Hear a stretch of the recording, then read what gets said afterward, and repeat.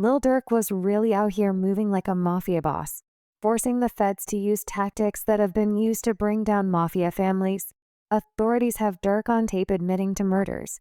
And it's not only the murder of Quando Rondo's cousin, from having his brother's killer marked, to ordering the death of an informant's baby mama. Durk was out here flying as killers in private planes.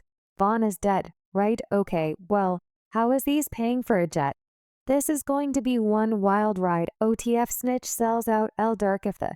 There's one thing that Lil Durk has made clear in his past interviews. It's that he hates snitches. Vaughn is dead, right? Okay, well, How the f is these paying for a jet? What's crazy is that Durk might be in cuffs because one of his mans told on him. According to court documents, a dude named OTF Jam, who is a trusted member of the crew, played a crucial role in the investigation that brought down Lil Durk. It turns out that this dude had been released from prison in 2022 after serving 12 years for attempted murder. Apparently, he was an informant who had been cooperating with authorities for years. The craziest part about all this is that he wore a wire while around Lil Durk and other OTF gang members, which provided intel to the feds of betrayal that no one saw coming, not even Durkio. According to the indictment, Jam's recordings and the information he provided were key in linking Durk to the now infamous murder for high plot that almost took out Quando Rondo.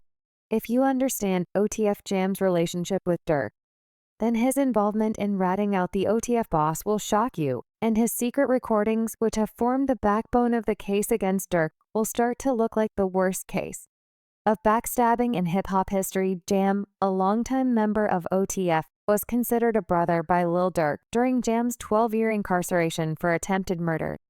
Durk stood by him, providing financial support and ensuring that Jam's needs were met. This included covering legal fees, purchasing house, car, and gifting him more than $50,000 in cash. I hate all rats. If you ever told, you ever tell, I hate you, like with a passion. I really hate rats with real passions. Like, I hate you bad. I'm looking to the camera. I hate rat. Turns out Durk may have been involved in the death of his baby mama. According to reports, Lil Durk found out that Jam had been wearing a wire all along, determined to get his revenge.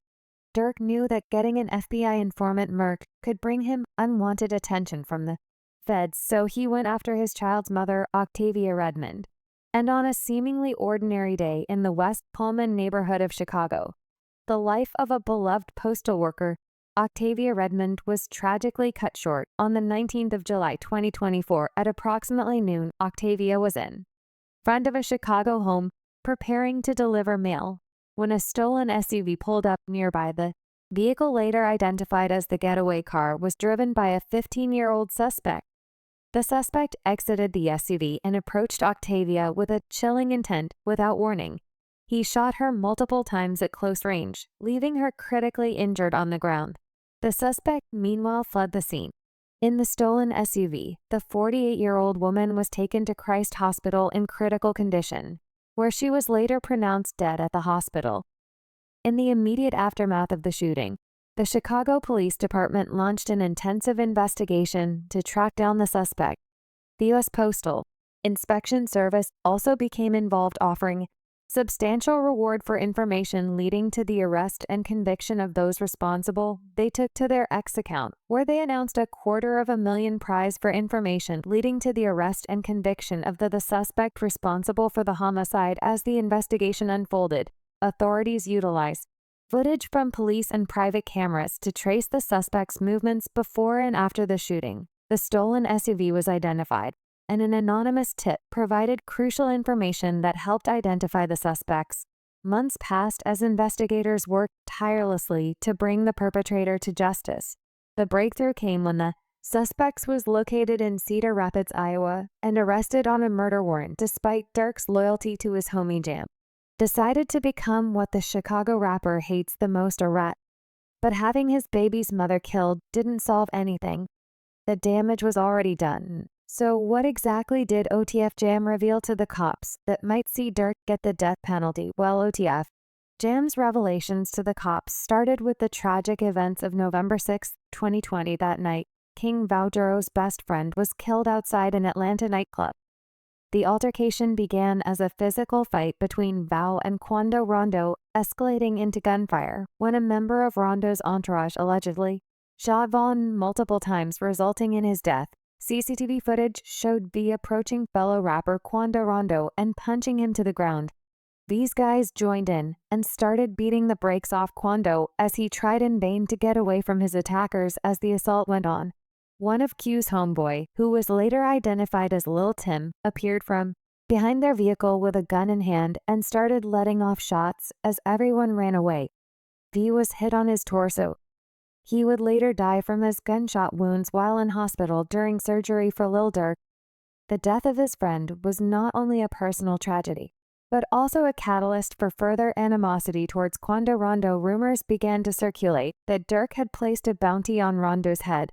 Fueling speculation and fear within the industry, court documents show that OTF Jam told cops that after V's death, Durk used coded language to tell OTF members that he would pay a bounty to anyone who would take part in killing Quando Rondo. Durk's cousin, DeAndre Wilson, also told OTF members that anyone who took part in the murder would be rewarded with lucrative music opportunities with OTF, which was also a music label. In August 2022, leaders Durk's associates allegedly learned that Quando Rondo was staying at a hotel in Los Angeles, and plans to MK Quando were set in motion. Durk's associates, DeAndre Wilson, Keith Jones, David Lindsay, and Asa Houston, traveled from Chicago to San Diego, and then driven to Los Angeles, allegedly using funds provided by Durk himself. The group was determined to carry out their mission with precision and stealth, avoiding any direct links to Durk by following his alleged instructions to avoid booking flights under names associated with him. The feds reveal that they obtained information from Durk's iCloud, where he warned them not to book anything in his name. However, despite the warning, they still went ahead and booked the flights using a credit card linked to Lil Durk and OTF. Upon their arrival, the OTF members met with Kyan Grant, a top associate who had flown to Los Angeles on a private jet. Grant played a crucial role in facilitating the operation, securing hotel accommodations for the group, purchasing ski masks, and obtaining 2 luxury sedans to be used in the ambush, according to court records.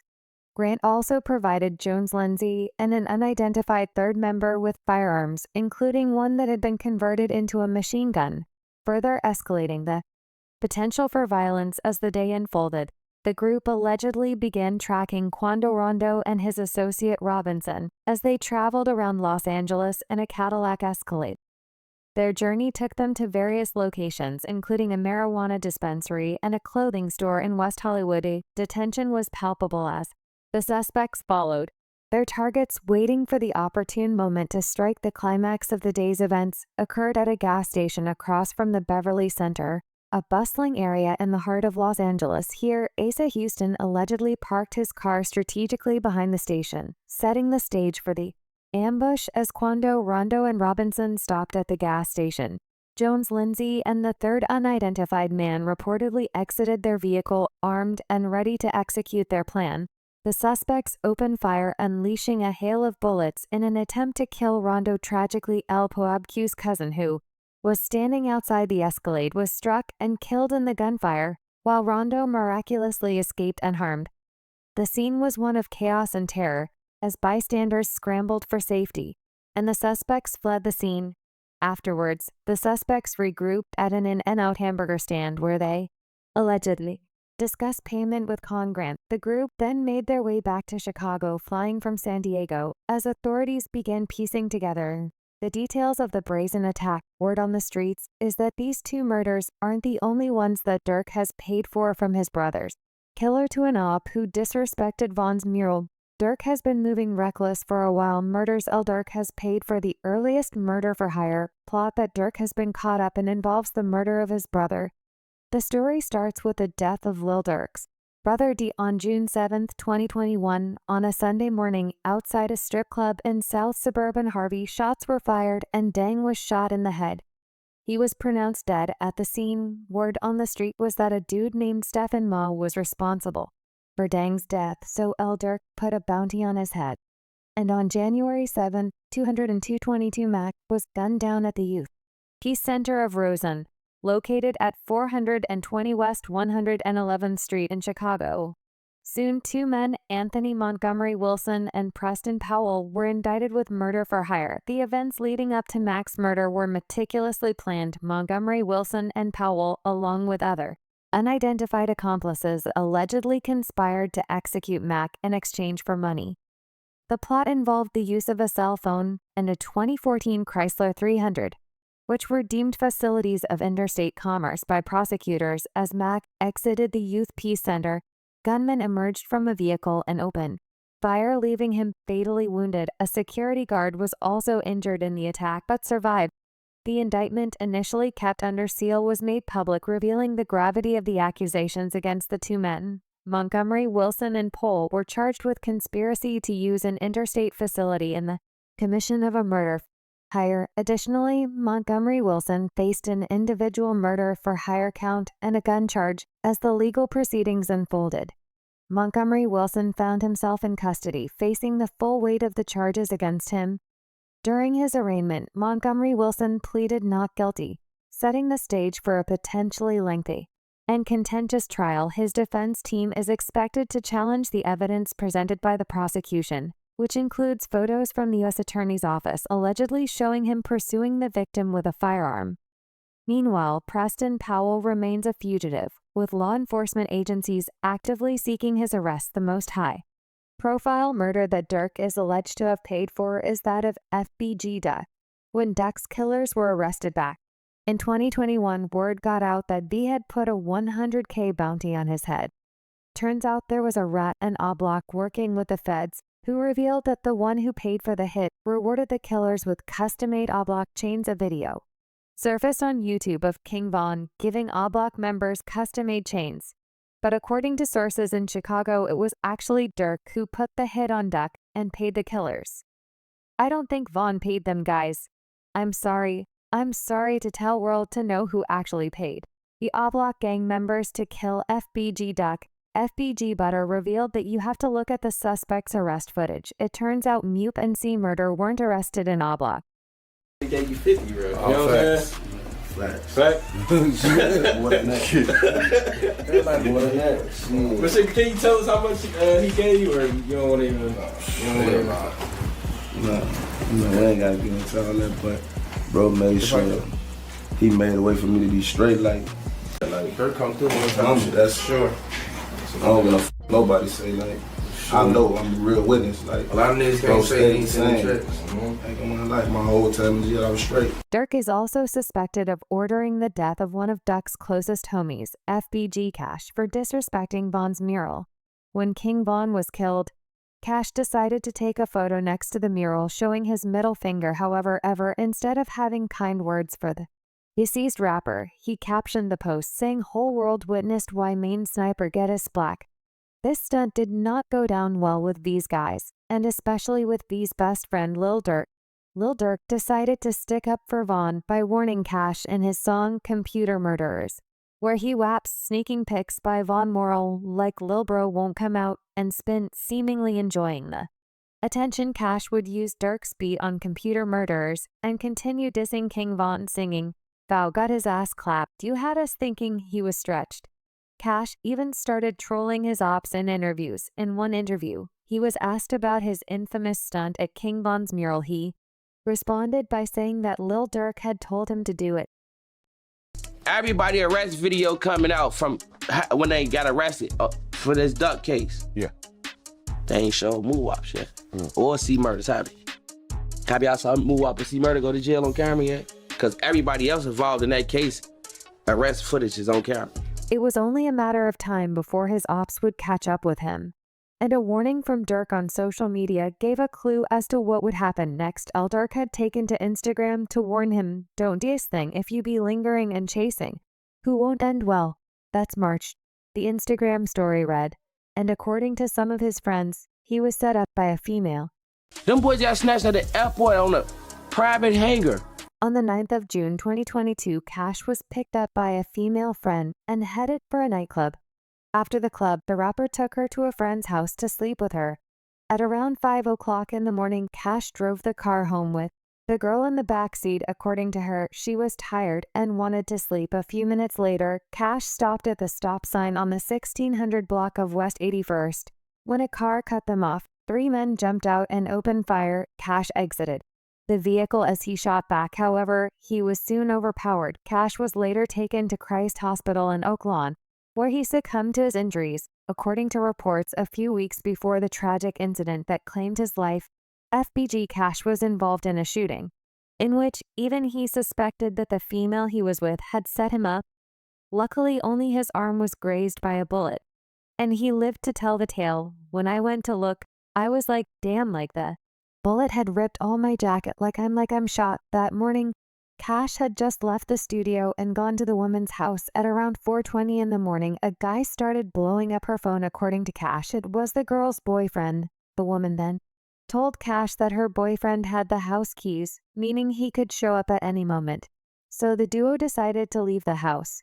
They jumped into the woman's car and drove off with Cash in the passenger seat. The rapper did one thing that saved his life that night. He reclined his seat and lay on his back while on his phone. On the way home, they stopped at a red light as a vehicle pulled behind them, according to Cash. The woman told him that it was a cop. The rapper peeped but couldn't see clearly, so he went back to his phone. Suddenly, the rear windshield was broken by a hail of bullets. Luckily, he was not in the line of fire immediately. The woman sped off before anyone could get shot. People around Cash warned him about being around the woman, as she was an Instagram model and they had only gone out 3 times before the incident. According to them, she may have set up the rap. I think at some point you take the picture in front of O-Block, in front of the King Von mural. So what was going on with all that? Durk told me to do that. Durk told you to do that? Yeah. While Durk has clearly been implicated in several murder-for-hire plots, there are multiple rappers who've been caught up in similar charges, including one of Durk's industry best friends. King Von. Rappers who paid for murder. First on the list is one of Durk's best friends in the industry, Young Thug. In May 2022, Efton County District Attorney Fonnie Willis unveiled a shocking 56 C-count indictment accusing Young Thug and 27 other alleged members of YSL of running a violent Atlanta street gang. According to the prosecution, YSL was not just a records label, but a dangerous criminal enterprise known as Young Slime Life, affiliated with the National Bloods gang. The indictment detailed a decade-long reign of terror centered around the Cleveland Avenue area of Atlanta. Prosecutors alleged that YSL members were responsible for a wide range of criminal activities, including murder, assault, robbery, theft, illegal gun possession, and drug sales. At the heart of the indictment was the claim that Young Thug was the clear leader of the organization. One of the most shocking allegations in the indictment centered around the 2015 killing of Donovan Thomas Jr., commonly known as Big Nut, a rival gang member. Prosecutors claimed that Young Thug had rented the car used in the murder, while 5 other YSL members were directly charged with the killing. As the trial progresses, the rap world is eager to see whether Big Nut's murder will be pinned on Thug. But Thug isn't the only one of Durk's rapper friends to have their ops murked, because it seems like Young and Ace also did. Ace was friends with both Lil Durk and Quando Rondo before the beef started, and it turns out he may have planned and financed the murder of his fiercest rival, Fulio. According to Fulio's mom, her son's death was a paid hit. Do you think it was a paid hit? I do. Ace seemed to confirm that it was a paid hit during an appearance on a YouTube show where he was asked what he at last invested money